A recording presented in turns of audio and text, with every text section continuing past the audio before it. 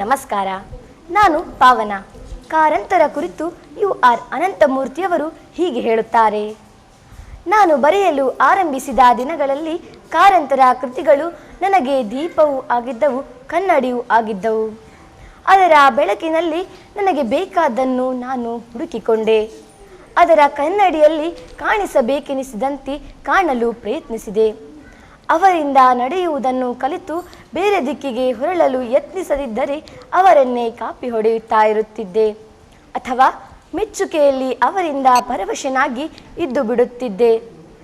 ಕಾರಂತರಂತಹ ದಟ್ಟವಾದ ಜೀವನಾನುಭವವನ್ನು ಇನ್ನೂ ಗಳಿಸದ ನನ್ನಂತಹ ಲೇಖಕರಿಗೆ ಎರಡನೆಯದು ವಿನಯಪೂರ್ವಕವಾಗಿ ಒಪ್ಪಿಕೊಳ್ಳಬಹುದಾದ ಪರ್ಯಾಯವಾಗಿಯೇ ಉಳಿದಿದೆ. ನನ್ನ ಪೀಳಿಗೆಯವರ ಹಿಂದೆ ಕಾರಂತರಂತಹ ಲೇಖಕರಿದ್ದಾಗ ಅವರನ್ನು ಅರಗಿಸಿಕೊಂಡು ಬೇರೆಯಾಗುವುದು ಅಷ್ಟೇನೂ ಸುಲಭದ ಸಂಗತಿಯಲ್ಲ. ನಾನು ಇತ್ತೀಚೆಗೆ ಓದಿದ ಆಂಗ್ಸೈಟಿ ಆಫ್ ಇನ್ಫ್ಲೂಯೆನ್ಸ್ ಎಂಬ ಗ್ರಂಥದಲ್ಲಿ ಕಾರಂತರು ತಮ್ಮ ಹಿಂದಿನ ಪ್ರತಿಭಾವಂತರಿಂದ ಸೃಜನ ಪ್ರೇರಣೆಗಳನ್ನು ಪಡೆಯಲು ಅವರನ್ನು ಅಸಮರ್ಪಕವಾಗಿ ಅರ್ಥ ಮಾಡಿಕೊಳ್ಳುವುದು ಒಂದು ಎಂದು ಹೆರಾಲ್ಡ್ ಬ್ಲೂಮ್ ಹೇಳುತ್ತಾನೆ. ಹೆಚ್ಚು ಕಡಿಮೆ ಅವರ ಕೃತಿಗಳು ಕಾಣಿಸುವ ಪರಿಸರವನ್ನು ಬಾಲ್ಯದಲ್ಲಿ ಪಡೆದಿದ್ದ ನನಗೆ ವಾಸ್ತವಾನುಭವ ಮತ್ತು ಪರಿವೀಕ್ಷಣೆಗಳನ್ನು ಈ ಪರಿಶ್ರಮದ ಒಂದೊಂದು ಮುಖವು ಕೊಟ್ಟಿತ್ತು. ಈ ಎಲ್ಲ ಪರಿಶ್ರಮಗಳ ಒಟ್ಟು ಪರಿಣಾಮವನ್ನು ಹೀರಿ ಬಾಲ್ಯದಲ್ಲಿ ನಾನು ಪಡೆದಿದ್ದೆ. ಇಷ್ಟೆಲ್ಲ ಹೇಳುವಾಗ ಕಾರಂತರು ಯಕ್ಷಗಾನದಲ್ಲೂ ಸಹ ಇದ್ದಿದ್ದರು. ಸಂಗೀತದ ಪರಿಶ್ರಮವುಳ್ಳವನು ತನ್ನ ಕೃತಿಯಲ್ಲಿ ಸಂಗೀತದ ಹದವನ್ನೇ ಸಾಧಿಸಲು ಪ್ರಯತ್ನಿಸುತ್ತಾನೆ. ಚಿತ್ರಕಲೆಯ ಪರಿಶ್ರಮವುಳ್ಳವನು ಚಿತ್ರಕಲೆಯ ಪ್ರತಿಯೊಂದು ಪ್ರಯೋಗವನ್ನು ಸಾಧಿಸಲು ಪ್ರಯತ್ನಿಸುತ್ತಾನೆ. ದಿವ್ಯ ಆತ್ಮ ಕೋಟ ಶಿವರಾಮ್ ಕಾರಂತರ ನೆನಪಿನಲ್ಲಿ ಇವತ್ತು ನನಗೆ ಅವರ ಬಗ್ಗೆ ಕೆಲವು ನುಡಿಗಳನ್ನು ಆಡುವ ಒಂದು ಸೌಭಾಗ್ಯ ಸಿಕ್ಕಿದುದಕ್ಕೆ ನಾನು ಇವತ್ತು ತುಂಬ ಸಂತೋಷ ಪಡ್ತೇನೆ.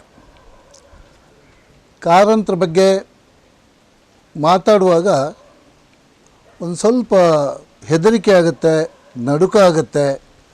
ಅದರೊಟ್ಟಿಗೆ ಒಂದು ಸಾಹಸ ಅಥವಾ ಸಂತೋಷವೂ ಆಗ್ತದೆ.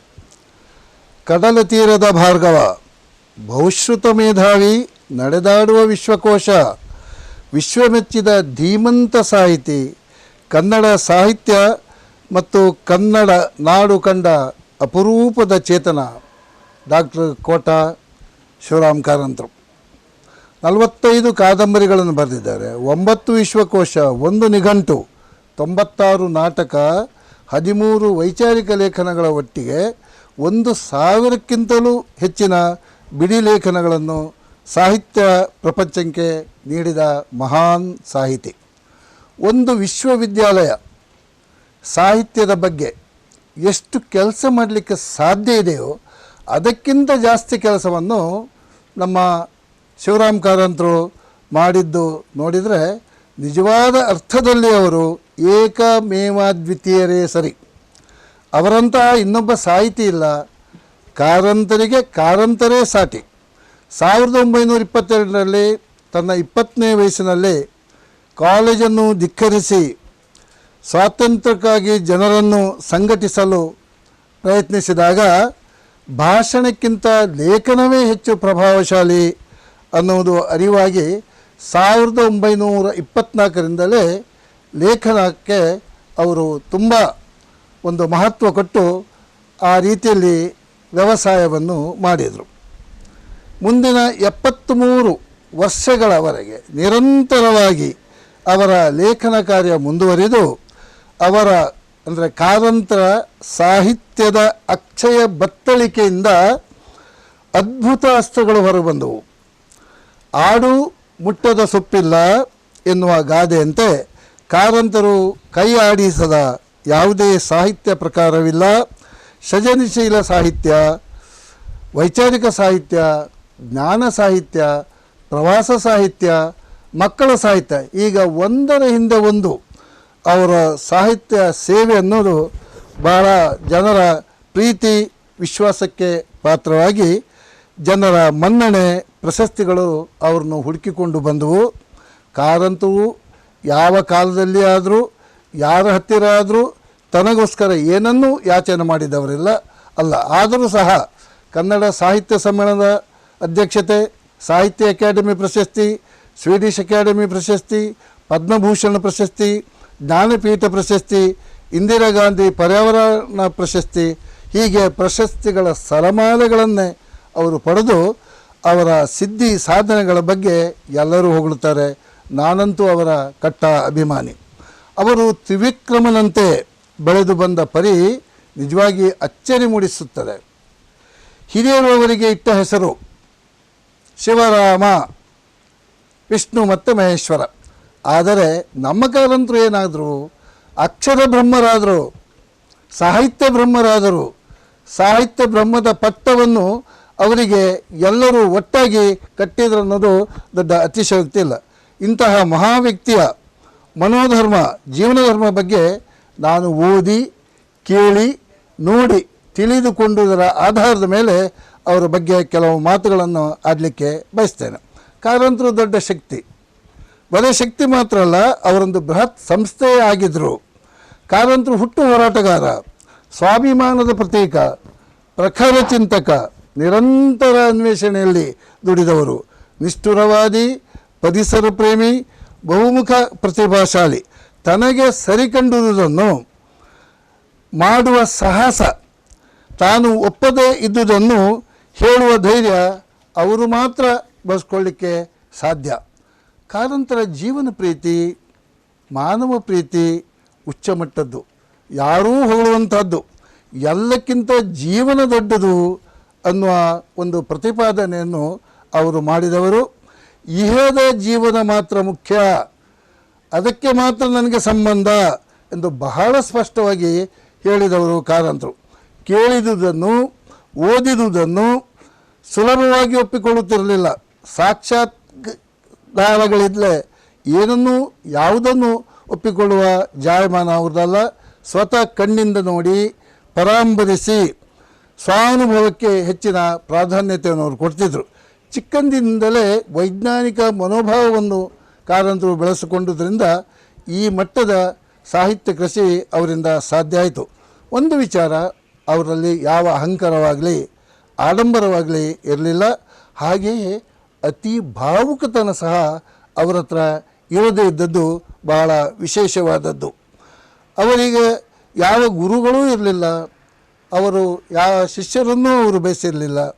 ಅವರು ಯಾವುದೇ ಉಪದೇಶಗಳಿಗಾಗಲಿ ಆದೇಶಗಳಿಗಾಗಲಿ ಒಳಪಟ್ಟವರಲ್ಲ. ಅಂತರ್ವಿವಾಹ, ಅಂತರ್ಜಾತಿ ವಿವಾಹ, ಅದರ ಮೇಲೆ ಪದ್ಮಭೂಷಣ ಪ್ರಶಸ್ತಿಯನ್ನು ಹಿಂದಿರುಗಿಸುವುದು, ಇದು ಅವರ ನಿಜವಾದ ಸ್ವಾತಂತ್ರ್ಯ ಮನೋವೃತ್ತಿಯನ್ನು, ಧೈರ್ಯಶೀಲತೆಯನ್ನು ತೋರಿಸ್ತದೆ. ನನಗೆ ತಿಳಿದ ಪ್ರಕಾರ ಕಾರಂತರಿಗೆ ಗಾಂಧೀಜಿ ಬಗ್ಗೆ ಮತ್ತು ಬುದ್ಧನ ಬಗ್ಗೆ ಮಾತ್ರ ಸದಭಿಮಾನವಿತ್ತು.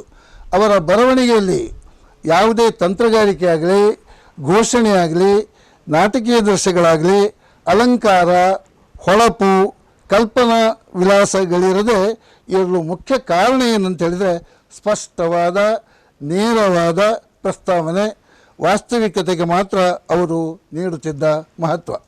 ಅವರು ಜೀವನದಲ್ಲಿ ಸಹಜತೆ, ಸರಳತೆ, ಸ್ಪಷ್ಟತೆ, ವಾಸ್ತವಿಕತೆ, ಪ್ರಾಮಾಣಿಕತೆಗಳನ್ನು ಅಳವಡಿಸಿಕೊಂಡು ಬದುಕಿದುದರಿಂದ ಜೀವನವನ್ನು ಸಹಜವಾಗಿ ಚಿತ್ರಿಸುವ ಶಕ್ತಿಯನ್ನು ಅವರು ಪಡೆದುಕೊಂಡರು.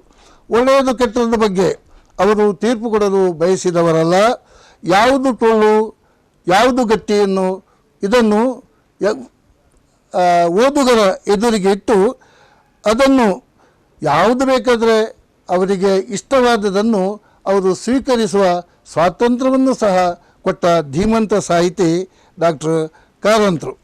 ಮಾನವ ಇತಿಹಾಸದ ಬಗ್ಗೆ ಅವರ ದೊಡ್ಡ ಶಕ್ತಿಯಾಗಿತ್ತು. ಸಾಮಾಜಿಕ ಸ್ಥಿತಿಗತಿಗಳಿಗೆ ಕಾರಣಗಳನ್ನು ಏನು, ಇಂತಹ ವ್ಯವಹಾರಣೆ ಆಗಲಿಕ್ಕೆ ಮುಖ್ಯ ಉದ್ದೇಶಗಳೇನು ಎನ್ನುವ ಬಗ್ಗೆ ಅವರು ಸದಾ ಚಿಂತನೆಯನ್ನು ನಡೆಸ್ತಿದ್ರು. ವ್ಯಕ್ತಿ ಮತ್ತು ಸಮಾಜ, ವ್ಯಷ್ಟಿ ಸಮಷ್ಟಿ, ಇದರ ಸಂಬಂಧಗಳ ಬಗ್ಗೆ ಒಂದಕ್ಕೊಂದು ಪೂರಕ ಅಥವಾ ಒಂದಕ್ಕೊಂದು ಮಾರಕ ಹೇಗಾಗುತ್ತೆ ಅನ್ನೋದು ಅವರು ಬಹಳ ಸ್ಪಷ್ಟವಾಗಿ ಚಿತ್ರಣ ಕೊಡ್ತಿದ್ರು. ಸಂಚಾರದಲ್ಲಿ, ಪ್ರವಾಸದಲ್ಲಿ ವಿಶೇಷ ಆಸಕ್ತಿ ಬೆಳೆಸ್ಕೊಂಡವರು ಕಾರಂತರು. ಸಂಚಾರವೇ ನನ್ನ ಪಾಲಿನ ವಿದ್ಯಾಭ್ಯಾಸ ಎಂದು ಹೇಳಿದವರು ಅವರು. ಬದುಕಿಸುವ ವ್ಯಕ್ತಿಯಾಗಿದ್ದ ಕಾರಂತರು ಸಂಚಾರದ ಕಾಲದ ಊರುಗಳಿಗೆ ಹೋದವಾಗ ಎಲ್ಲಿ ಅವರು ಸ್ನೇಹಿತರಿದ್ದಾರೆ, ಎಲ್ಲಿ ಅವರು ಮಿತ್ರರಿದ್ದಾರೆ ಅವರ ಮನೆಯಲ್ಲಿ ಉಳಿತಿದ್ರು. ಅದಲ್ಲದಿದ್ದರೆ ಛತ್ರವನ್ನು ಹುಡ್ಕೊಂಡು ಹೋಗ್ತಿದ್ರು. ಅದಲ್ಲದಿದ್ದರೆ ರೈಲ್ವೆ ಸ್ಟೇಷನ್ನಲ್ಲಿ ಕಾಲ ಕಳೀತಿದ್ರು. ಇಂತಹ ಸಹಜ ಸ್ವಭಾವದ ಕಾರಂತರು ನಮಗೆಲ್ಲ ಮಾದರಿಪ್ರಾಯ ಆಗಿದ್ದಾರೆ. ಸಂಚಾರಗಳಿಂದ ತಾನು ಬದುಕಿನ ಸತ್ವವನ್ನು, ಸ್ಫೂರ್ತಿಯನ್ನು ಮತ್ತು ಬಾಹ್ಯ ಜಗತ್ತಿನ ಅನುಭವಗಳನ್ನು ನಾನು ಪಡೆದುಕೊಳ್ಳಲು ಸಾಧ್ಯವಾಯಿತು ಎಂದು ಕಾರಂತರು ಭಾಳ ದಿವಸ ಎಲ್ಲರ ಹತ್ರ ಹೇಳ್ತಿದ್ರು. ಬದುಕು ಎನ್ನುವುದು ಒಂದು ಮಹಾದೊಡ್ಡ ಪ್ರವಾಹ. ಅದರಲ್ಲಿ ಸಾಕಷ್ಟು ಅರಿತುಕೊಂಡು ಅದರ ಪ್ರಕಾರವಾಗಿ ಜೀವನವನ್ನು ಹೊಂದಿಸಿಕೊಂಡು ಬದುಕಿದರೆ ಅದು ನಿಜವಾದ ಬದುಕು ಅಂತ ಹೇಳ್ತಿದ್ರು. ಬದುಕನ್ನು ಕೇವಲ ಲಾಭ ನಷ್ಟಗಳ ತಕ್ಕಡಿಯಲ್ಲಿ ಅಳೆಯಬಾರ್ದು. ಆ ತಕ್ಕಡಿಯಲ್ಲಿ ಅಳೆದಾವಾಗ ಬದುಕು ಸೊರಗೀತೆ ಹೊರತು ಪುಷ್ಟಿಗೊಳ್ಳದು ಎಂದು ಅವರು ಸದಾ ಎಚ್ಚರಿಸ್ತಿದ್ರು. ಬದುಕಿನಲ್ಲಿ ಏನು, ಏಕೆ, ಹೇಗೆ ಎಂಬ ಪ್ರಶ್ನೆಗಳನ್ನು ಕೇಳಿಕೊಂಡು ಆ ರೀತಿಯಲ್ಲಿ ಅರಿತು ಜೀವನ ಸಾಗಿಸಿದಾಗ ಮಾತ್ರ ಅರ್ಥಪೂರ್ಣ ಅಥವಾ ಅರ್ಥವತ್ತಾದ ಬದುಕು ಸಾಗಿಸಲು ಸಾಧ್ಯ. ಇಲ್ಲದಿದ್ದರೆ ಬದುಕು ಬರಡಾಗುತ್ತದೆ, ಬದುಕು ಜಡವಾಗ್ತದೆ ಅಂತೂ ಸದಾ ಅವರು ಹೇಳ್ತಿದ್ರು. ಜೀವನದಲ್ಲಿ ಕೊಂಡದ್ದು ಕಡಿಮೆಯಾಗಿ ಕೊಟ್ಟದ್ದು ಜಾಸ್ತಿ ಆಗಿದ್ರೆ ಮಾತ್ರ ಬದುಕು ಸಾರ್ಥಕ ಅಂತ ಅವರ ಭಾವನೆ ಆಗಿತ್ತು.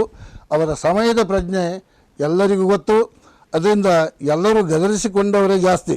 ಬರೆದುದರ ಪ್ರಭಾವ 1000ದಲ್ಲಿ ಒಬ್ಬ ವ್ಯಕ್ತಿಯ ಮೇಲೆ ಆಗುತ್ತೆ. ಬದುಕಿ ತೋರಿಸಿದ ಪ್ರಭಾವ 10 ಜನರಲ್ಲಿ ಒಬ್ಬರ ಮೇಲಾಗುತ್ತೆ ಅಂತ ಅವರು ಅಭಿಪ್ರಾಯ ಪಡ್ತಿದ್ರು. ತನ್ನ ಬದುಕು ಮಾತ್ರವಲ್ಲ, ಇತರರ ಬದುಕು ಅರಳುವಂತೆ ಮಾನವ ಜೀವಿಸಬೇಕು ಎಂಬ ಧೋರಣೆ ಅವರದ್ದು. ಲಲಿತಕಲೆ ಮತ್ತು ವಿಜ್ಞಾನದಲ್ಲಿ ಅವರಿಗಿರುವ ಆಸಕ್ತಿಯಿಂದ ಬೇರೆ ಸಾಹಿತಿಗಳಿಂದ ಅವರು ಪ್ರತ್ಯೇಕಿಸಲ್ಪಡ್ತಾರೆ. ಮತ್ತು ಅವರು ಒಂದು ವೈಶಿಷ್ಟ್ಯತೆಯನ್ನು ಇದರಿಂದ ಹೆಚ್ಚಾಗ್ತದೆ. ಪತ್ರವ್ಯವಹಾರ ಅವರ ವ್ಯಕ್ತಿತ್ವದ ಒಂದು ವಿಶಿಷ್ಟ ಅಭಿಮತ ಅಂತ ಹೇಳಲಿಕ್ಕೆ ನಾನು ಬಯಸ್ತೇನೆ. ನನಗೂ ಅವರು ಪರಿಚಯ ಹೆಚ್ಚಿಲ್ಲ. ಹತ್ತಿರದಿಂದ ನೋಡಿದ್ದು ಕಡಿಮೆ, ದೂರದಿಂದ ಅವರನ್ನು ಅರಿಯಲು ಪ್ರಯತ್ನ ಪಟ್ಟದ್ದು ನಾನು ಜಾಸ್ತಿ. ಸಾಲಿಗ್ರಾಮದ ರಥಬೀದಿಯಲ್ಲಿ 75ನೇ ವರ್ಷದಲ್ಲಿ ಅವರಿಗೆ ಸನ್ಮಾನ ಮಾಡಿದವಾಗ ನಾನೊಬ್ಬ ಭಾಷಣಗಾರನಾಗಿದ್ದೆ. ಅವರು ಕೆಳಗಿಳಿಯುವಾಗ ನಾನು ಅವರಿಗೆ ಸಹಾಯ ಮಾಡಲಿಕ್ಕೆ ಹೋದವಾಗ, ಏನು ನನ್ನನ್ನು ಅಷ್ಟು ಬೇಗ ನೀವು ಮುದುಕನನ್ನಾಗಿ ಮಾಡ್ತೀರಾ ಅಂತ ನನಗೆ ಜೋರು ಮಾಡಿದ್ದು ನನಗೆ ಇನ್ನೂ ನೆನಪಿದೆ. ಕೋಟ ಪೊಲೀಸ್ ಸ್ಟೇಷನ್ನಲ್ಲಿ ಶಾಂತಿ ಸಭೆಗಳಲ್ಲಿ ನಾವು ಅವರು ಒಟ್ಟಾದಾಗ ಅವರ ಪಕ್ಕದಲ್ಲಿ ಕುಳಿತುಕೊಳ್ಳುವ ಒಂದು ಸಂದರ್ಭ ಬಂದಾಗ ನನಗೆ ಸಂಕೋಚವಾಗಿತ್ತು, ಸಂತೋಷವಾಗಿತ್ತು. ಅವರೇ ನನ್ನನ್ನು ಕರೆದು ಬದಿಯಲ್ಲಿ ಕೂರಿಸ್ಕೊಂಡು ಉಭಯ ಕುಶಲೋಪರಿ ಮಾತಾಡಿದ್ದು ಇನ್ನೂ ನನಗೆ ನೆನಪಿದೆ. ದಿವಂಗತ ಜಿ ಬಾಲೇನವರ ಮನೆಯಲ್ಲಿ ಅವರು ಸ್ನೇಹಕೂಟಗಳನ್ನು ಏರ್ಪಡಿಸಿದಾಗ ಕಾರಂತರೊಟ್ಟಿಗೆ 1 ಗಂಟೆ ನಾವು ಮಾತುಕತೆ ಆಡಿ ಪ್ರಶ್ನೆ ಕೇಳಿ ಉತ್ತರ ಕಡೆಯುವ ಅದೊಂದು ಎಂಥ ಸುಂದರ ಒಂದು ವಾತಾವರಣ, ಅಂತಹ ಒಂದು ಮನೋಜ್ಞವಾದ ಒಂದು ಅನುಭವ ಅಲ್ಲಿ ನಮಗಾಗ್ತಿತ್ತು. ಡಾಕ್ಟರ್ ಚಿತ್ರರಂಗ ಶೆಟ್ಟರ ದವಾಖಾನೆಯಲ್ಲಿ ಸಹ ಆಗ್ತಿತ್ತು. ಅವರು ಬದುಕಿದ ಸುಹಾಸ ಮನೆಯನ್ನು ನಾವು ಕ್ರಯಕ್ಕೆ ತೆಗೆದುಕೊಂಡಾಗ ಅವರಿಗೆ ನಾವು ಒಂದು ಸನ್ಮಾನವನ್ನು ಏರ್ಪಡಿಸಿ ಈ ವಠಾರದಲ್ಲಿರುವ ಎಲ್ಲ ಕಾರಂತರ ಅಭಿಮಾನಿಗಳನ್ನು ಕರೆದು ನಾವು ಅವರಿಗೆ ಉಪಚರಿಸಿದ್ದು ಬಹುಶಃ ನನ್ನ ಜೀವನದಲ್ಲಿ ನಾನು ಮರೆಯಲಾಗದ ಒಂದು ಘಟನೆ. ಮತ್ತು ಕಾರಂತರಿಗೆ ಮಕ್ಕಳ ಬಗ್ಗೆ ಅತೀವ ಮಮತೆ. ಮಕ್ಕಳ ಬಗ್ಗೆ ಅವರು ಎಷ್ಟು ಸ್ಪಷ್ಟವಾಗಿ ಹೇಳಿದ್ದಾರೆ ಅಂತೇಳಿದರೆ, ಮಾತು ಬರುವ ಮುಂಚೆ ಓದಲ್ಲ, ಏನಾದರೂ ಓದು ಆದರೆ ಮಾತು ಬಂದ ನಂತರವೇ ಅಂತ. ಕಾರಂತರು ನಮ್ಮ ಕಾಲದ ಬಹುದೊಡ್ಡ ಆಶ್ಚರ್ಯ ಎಂದು ಶಂಭಾ ಜೋಶಿ ಪ್ರಸಿದ್ಧ ವಿಚಾರ ಸಾಹಿತಿ ಹೇಳಿದ್ದಾರೆ. ತನ್ನ ಕಾಲದಲ್ಲಿಯೇ ಒಂದು ಪ್ರತಿಮೆಯಾದ ಕೆಲವು ಸಾಧಕರಲ್ಲಿ ಕಾರಂತರೊಬ್ಬರು ಅಂತ ಖ್ಯಾತ ವಿಮರ್ಶಕ ಎಲ್.ಎಸ್. ಶೇಷಗಿರಿರಾಯರು ಹೇಳಿದ್ದಾರೆ. ಕಾರಂತರ 3 ಪ್ರಸಿದ್ಧ ಕಾದಂಬರಿಗಳಾದ ಕುಡಿಯರ ಕೂಸು, ಬೆಟ್ಟದ ಜೀವ, ಮರಳಿ ಮಣ್ಣಿಗೆ ಒಟ್ಟಿಗೆ ಕಾರಂತರ ಜೀವನವನ್ನು ಸಮೀಕರಿಸಿ ಹೇಳುವುದಾದರೆ, ಕೋಟದಲ್ಲಿ ಹುಟ್ಟಿದ ಕಾರಂತರ ಕೂಸು, ಬೆಟ್ಟದಷ್ಟು ಎತ್ತರಕ್ಕೆ ಏರಿ ಪುನಃ ಕೋಟದ ಮಣ್ಣಿನಲ್ಲಿ ಸೇರಿ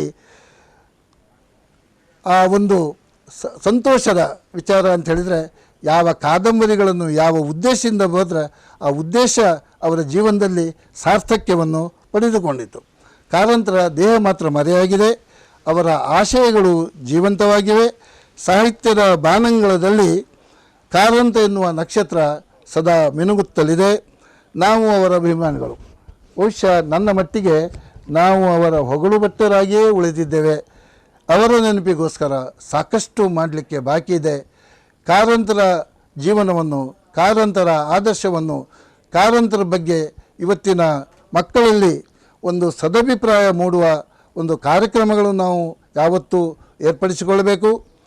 ಹೆದ್ದಾರಿ, ರಾಷ್ಟ್ರೀಯ ಹೆದ್ದಾರಿಯಲ್ಲಿ ಸಾಲಿಗ್ರಾಮ ಮತ್ತು ಕೋಟದ ಮಧ್ಯೆ ಅವರ ನೆನಪಿಗೋಸ್ಕರ ಶಾಶ್ವತವಾದುದನ್ನು ಏನಾದರೂ ಒಂದು ಕಾರ್ಯಕ್ರಮಕ್ಕೆ ನಾವೆಲ್ಲರೂ ಒಟ್ಟಾಗಿ ಪ್ರಯತ್ನ ಪಡಬೇಕು ಅಂಥೇಳಿ ಸಾಹಿತ್ಯದ ಬಾನಂಗಳದಲ್ಲಿ ಕಾರಂತ ಎನ್ನುವ ನಕ್ಷತ್ರ ಶಾಶ್ವತವಾಗಿ ಪ್ರಕಾಶಮಾನವಾಗಿ ಉರಿಯುವುದು ನಮ್ಮೆಲ್ಲರ ಭಾಗ್ಯ ಅಂತ ತಿಳಿದು, ಕಾರಂತರು ಮುಂಗೋಪಿ ಅಂತ ನಾವು ಸರ್ವಸಾಮಾನ್ಯ ಎಲ್ಲರ ಹತ್ರ ಕೇಳಿದ್ದು, ಕಾರಂತರು ಮುಂಗೋಪಿ ಅಂತ. ನಿಜವಾಗಿ ಕಾರಂತರು ಮುಂಗೋಪಿ ಆದರೂ ಸಹ ಆ ಸಮಯ ಸಂದರ್ಭಕ್ಕೆ ಮಾತ್ರ ಹೊರತು ಬೇರೆ ಕಡೆಯಲ್ಲಿ ಬೇರೆ ಸಂದರ್ಭದಲ್ಲಿ ಅವರ ಹತ್ತಿರ ಹೋದವರಿಗೆ ಅವರ ಎಲ್ಲ ಸಮಸ್ಯೆಗಳಿಗೆ ಸರಿಯಾದ ಉತ್ತರವನ್ನು ಕೊಡುವ ಒಂದು ಸೌಜನ್ಯತೆ, ಉತ್ತರವನ್ನು ಕೊಡುವ ಒಂದು ಒಳ್ಳೆಯ ಮನಸ್ವಭಾವ ಅವರಲ್ಲಿ ಇತ್ತು ಅನ್ನೋದು ಹೆಚ್ಚಿನ ಜನರಿಗೆ ಗೊತ್ತಿಲ್ಲ. ಹೇಳಿದ್ರು ಕೂಡ ಕಾರಂತರು ಇಲ್ಲ. ಈ ವಠಾರದಲ್ಲಿ ಯಾರತ್ತಾದರೂ ಕಾರಂತರ ಹತ್ರ ಇವತ್ತು ಹೋಗುವಂತ, ಕಾರಂತರ ಹತ್ರ ಬೇಡ ಮರ, ಹೆದರಿಕೆ ಆಗುತ್ತೆ. ಅದು ಯಾವ ಹೆದರಿಕೆ, ಯಾವ ಕಾರಣದಿಂದ ಹೀಗಾಯಿತು ಅನ್ನೋದು ನನಗೆ ಇವತ್ತೂ ಅರ್ಥ ಆಗ್ತಾ ಇಲ್ಲ. ನನಗೂ ಸಹ ನಾನು ಅವ್ರ ಹತ್ರ ಹೋಗ್ತಾ ಇರುವಾಗ ಕಾರಂತ ಹತ್ರ ಹೋಗಬೇಕಾದ್ರೆ ಭಾಳ ಜಾಗೃತ ಮನೋಭಾವದಿಂದ ಹೋಗಬೇಕು. ಅವ್ರು ಏನಾದರೂ ತಿಳ್ಕೊಂಡ್ರೆ ಅಥವಾ ನಾವು ಕೇಳಿದ್ದಕ್ಕೆ ಅವರೇನಾದರೂ ಸ್ಪಷ್ಟವಾಗಿ ಉತ್ತರ ಕೊಟ್ಟರೆ ಬಹುಶಃ ಅದರಿಂದ ನಮಗೇನಾದರೂ ಅವಮಾನ ಆದೀತು ಅಂತ ತಿಳಿದುಕೊಂಡವರೇ ಈ ಕ್ಷೇತ್ರದಲ್ಲಿ ಅಷ್ಟೇ. ನಿಜವಾಗಿ ನಾವು ಬಹಳ ಒಳ್ಳೆಯ ಅಭಿಪ್ರಾಯದಿಂದ ಹೋಗಿ ಅವರ ಮಾರ್ಗದರ್ಶನವೇ ನಿಜವಾಗಿ ನಮಗೆ ಅಗತ್ಯ ಇದೆ ಅಂತ ಅವ್ರಿಗೆ ಗೊತ್ತಾದರೆ ಖಂಡಿತವಾಗಿ ಭಾಳ ಸ್ಪಷ್ಟವಾಗಿ ಭಾಳ ಪ್ರೀತಿಯಿಂದ ಅವರು ಮಾರ್ಗದರ್ಶನ ಮಾಡುವುದನ್ನು ನಾನು ಹಲವು ಸಾರಿ ಕಂಡುಕೊಂಡಿದ್ದೇನೆ. ನಮ್ಮ ಚೇತನ ಹೈಸ್ಕೂಲಿನ ಪ್ರೌಢಶಾಲೆಗೆ ಬಂದ ಒಂದು ಸಂದರ್ಭದಲ್ಲಿ ಒಬ್ಬರು ಭಾಳ ಹೊತ್ತಿನವರೆಗೆ ಮಾತಾಡಿದರು. ಅರ್ಧ ಗಂಟೆ ಆಯಿತು, ಮುಕ್ಕಾಲು ಗಂಟೆ ಆಯಿತು, 1 ಗಂಟೆ ಆಯಿತು. ನಮಗೆಲ್ಲ ಹೆದರಿಕೆ, ಕಾರಂತರು ಏನು ಹೇಳ್ತಾರೆ, ಅವ್ರನ್ನಲ್ಲೂ ಸುಮ್ಮನೆ ಕೂರಿಸ್ತಾರ ಅಂತ. ಆದರೆ ನಮಗೆ ಭಾಳ ಒಂದು ಸಂತೋಷ ಆದ ವಿಚಾರ ಅಂತ ಹೇಳಿದರೆ, ಇವರು ಸುಮ್ಮನೆ ಗಲ್ಲಕ್ಕೆ ಒಂದು ಕೈ ಕೊಟ್ಟು ಅವ್ರು ಹೇಳೋದನ್ನು ಕೇಳ್ತಾ ಕೇಳ್ತಾ ಕೇಳ್ತಾ 1 ಗಂಟೆ ಕಳೆದದ್ದು ಕಾರಂತರಲ್ಲಿರುವ ಆ ಒಂದು ತಾಳ್ಮೆ, ಕಾರಂತರ ಜಾಣ್ಮೆಗೆ ಈ ತಾಳ್ಮೆ ಯಾವ ರೀತಿಯಲ್ಲಿ ಪೂರಕ ಆಗಿದೆ ಅನ್ನೋದು ನಾವು ಕೆಲವು ಸಲ ವ್ಯಕ್ತಿಗಳನ್ನು ಅರ್ಥ ಮಾಡಿಕೊಳ್ಳುವುದರಲ್ಲಿ ತಪ್ತೇವೆ. ಒಂದೊಂದವರಿಗೊಂದು ಇರುತ್ತೆ. ಅವರು ಭಾಳ ಮುಂಗೋಪಿ, ಅವರು ಸಿಟ್ಟಿನವರು, ಅವರು ಇದನ್ನು ಒಪ್ಪುವುದಿಲ್ಲ, ಅವರು ಇದನ್ನು ಒಪ್ತಾರೆ. ಈ ಎಲ್ಲ ತಪ್ಪು ತಿಳುವಳಿಕೆಗಳಿಗೆ ಕಾರಂತರು ಹೊರತಲ್ಲ. ಆದರೆ ಅವರ ಹತ್ರ ಅವರ ವಜ್ರಾತಪಿ ಕಠೋರ ಅಂದರೆ ವಜ್ರದಷ್ಟು ಕಠೋರ ಅಲ್ಲ ಅವರಾದರೂ ಸಹ ಕುಸುಮದಷ್ಟು ಅವರು ಮನಸ್ಸು ಭಾಳ ಮೃದುವಾಗಿತ್ತು, ಹೃದಯಂಗಮವಾಗಿತ್ತು. ಬಂದವ್ರನ್ನೆಲ್ಲ ಒಳ್ಳೆ ರೀತಿಯಲ್ಲಿ ಅವರು ಉಪಚರಿಸಿ ಅಂತೇಳಿದರೆ ಬನ್ನಿ ಕೂತ್ಕೊಳ್ಳಿ ಅಂತಲ್ಲ, ಏನು ಬಂದದ್ದು, ಏನಾಗಬೇಕು, ಸರಿ ಸ್ಪಷ್ಟತೆ ಜೀವನದಲ್ಲಿ, ಕಾರಂತರ ಜೀವನದಲ್ಲಿ ಎಲ್ಲಕ್ಕಿಂತ ಮುಖ್ಯ ಇದ್ದದ್ದು ಸ್ಪಷ್ಟತೆ. ಯಾವ ಅಧಿಕ ಪ್ರಸಂಗವೂ ಇಲ್ಲ. ಅವರ ಕಾದಂಬರಿಗಳಲ್ಲೇ ಆಗಲಿ, ಅವರ ಯಾವುದು ಬರವಣಿಗೆಯಲ್ಲಿ ಆಗಲಿ, ಆ ಸ್ಪಷ್ಟತೆಯನ್ನು, ಆ ಪ್ರಖರತೆಯನ್ನು ಮತ್ತು ಬೇರೆಯವರಿಗೆ ಆ ಮಾರ್ಗದರ್ಶಿ ಸೂತ್ರಗಳನ್ನು ಅವರು ನೀಡಿದ್ದು ನಿಜವಾಗಿ ಕಾರಂತರು ಮಹಾನ್ ವ್ಯಕ್ತಿ, ದೊಡ್ಡ ವ್ಯಕ್ತಿ. ಬಹುಶಃ ನಾನು ಒಬ್ಬ ಸಾಹಿತ್ಯಾಸಕ್ತ. ನಾನು ಎಲ್ಲ ಟ್ರಾನ್ಸ್ಲೇಷನನ್ನು ಬೇರೆ ಬೇರೆ ಭಾಷೆಗಳಲ್ಲಿ ಬರುವ ವಿಚಾರಗಳನ್ನು ಕನ್ನಡದಲ್ಲಿ ಓದಿದ್ದೇನೆ, ಇಂಗ್ಲೀಷ್ನಲ್ಲಿ ಓದಿದ್ದೇನೆ. ನನ್ನ ಮಟ್ಟಿಗೆ ಕಾರಂತರಷ್ಟು ಒಂದು ದೊಡ್ಡ ಯೋಗ್ಯತಾವಂತ ಸಾಹಿತಿ ಬಹುಶಃ ಇನ್ನೊಮ್ಮೆ ಹುಟ್ಟಿ ಬರಬೇಕಾದ್ರೆ ನಾವು ಶತಮಾನಗಳಷ್ಟು ಕಾಲ ಕಾಯಬೇಕಾದೀತು ಅನ್ನೋದು ನಿಜವಾದ ಒಂದು ನಿರ್ವಿವಾದವಾದ ಎಲ್ಲರೂ ಒಪ್ಪಿಕೊಳ್ಳುವ ಒಂದು ಸತ್ಯ ಅಂತ ನನಗೆ ತೋರ್ತದೆ. ನಾವು ಭಾಳ ಪುಣ್ಯವಂತರು. ಕಾರಂತರು ಜಗತ್ತಿನ ಒಂದು ಭೂಪಟದಲ್ಲಿ ಕೋಟ ಅನ್ನೋ ಒಂದು ಸ್ಥಳಕ್ಕೆ ಒಂದು ಶಾಶ್ವತವಾದ ಕೀರ್ತಿಯನ್ನು ತಂದುಕೊಟ್ಟದ್ದು ಹೇಳಿದರೆ ಅದು ನಮ್ಮೆಲ್ಲರ ಪರಮಭಾಗ್ಯ. ಆ ಭಾಗ್ಯಕ್ಕೆ ಸರಿಯಾಗಿ ನಾವೆಲ್ಲ ನಡೆದುಕೊಳ್ಳಲಿಕ್ಕೆ ತಪ್ಪಿದ್ದೇವೆ.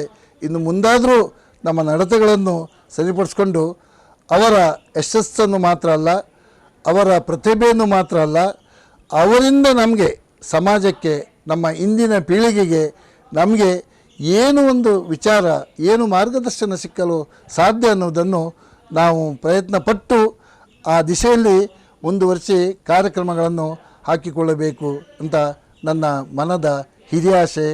ಈ ಹಿರಿಯಾಸೆಯೊಟ್ಟಿಗೆ ನಾನು ಈ ಕಾರ್ಯಕ್ರಮವನ್ನು ಮುಗಿಸ್ತೇನೆ.